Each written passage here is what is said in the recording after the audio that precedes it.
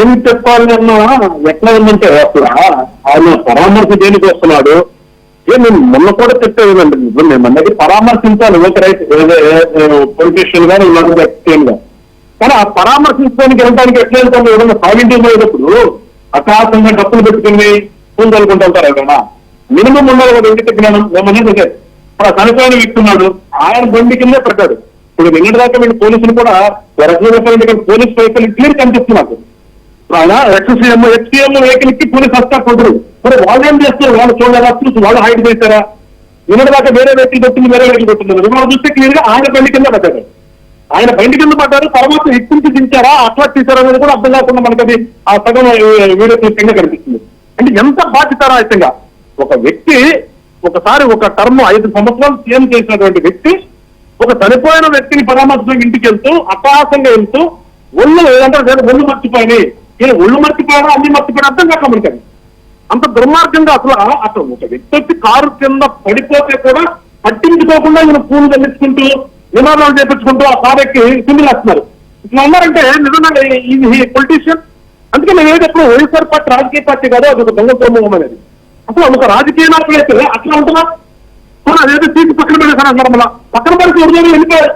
అంటే అంత ఇర్రెస్పాన్సిబుల్ గా ఉండేటటువంటి వ్యక్తి ఈ రాష్ట్రంలో రాజకీయ నాయకుడుగా ఉన్నాడు, లేదా కొంతకాలం సీఎం చేశాడని చెప్పుకోవడానికి సిగ్గేస్తున్నారు. Being citizen of this state. నిజంగా చెప్తున్నాను కదా, ఎవరు రాజకీయ నాయకులు రాగానే రాజకీయంగా దేనికి వస్తాం? ప్రజలకు సేవ చేద్దామని వస్తాం, ప్రాంతానికి మంచి చేద్దామని వస్తాం. కానీ ఇక్కడ జరుగుతుంది చూడండి, గతంలో ఆయన ఉన్నప్పుడు ఏం చేశాడు, అయిపోయిన తర్వాత ఏమైనా పరామర్శలు అక్కడ మొదలు పెడితే ఆడపల్లి దగ్గర నుంచి బైపాస్ దగ్గర నుంచి స్టార్ట్ చేస్తే ఆ ఊరు అవడానికి 80 కిలోమీటర్ల ఎన్ని గంటలు టైం తీసుకున్నాడు.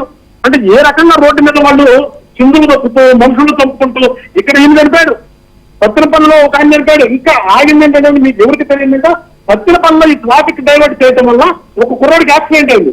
ఒక కుర్రాడు యాక్సిడెంట్ అయ్యి బికాస్ ఆఫ్ ఓన్లీ ఈ ట్రాఫిక్ జామ్ వల్ల ట్రాఫిక్ డైవర్ట్ చేస్తే ఆ చిన్న సందులో పత్తినపల్లి సందులో 2 వెహికల్స్ గుద్దుకొని ఒక కుర్రాడు చనిపోయాడు. అది బయటకు రావద్దండి.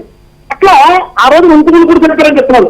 మొత్తం టోటల్ గా 4 డెత్తులు జరిగింది ఆ రోజున. కానీ మనకి బయటకు వచ్చింది ఏంటంటే అఫీషియల్ బయటకు వచ్చింది 2 మంత్రి. ఇప్పుడు నేను చెప్పింది ఒకటి 100% ఒకటి ఉంది, ఇంకొక వృద్ధులు కూడా చనిపోయారని ఇంకా బయట రాలా. అంటే చూడ ఒక చనిపోయిన వ్యక్తికి దండ వేయడానికి ఈయన దండలా తెచ్చుకుంటే రోడ్డు మీద ఈజీఆలు పెట్టుకుని వెళ్ళేటటువంటి పరిస్థితి అనగా రాజకీయ నాయకుడు అనుకోవాలని ఏమనుకోవాలి. ఒకసారి ఆ పార్టీ వాళ్ళు మేము రామరామం లాస్తారు అంటున్నారు కదా, వాళ్ళు ఒకసారి అర్థం చేసుకోవాలి. అసలు నిజంగా మనం ఎక్కడ ఉన్నాం?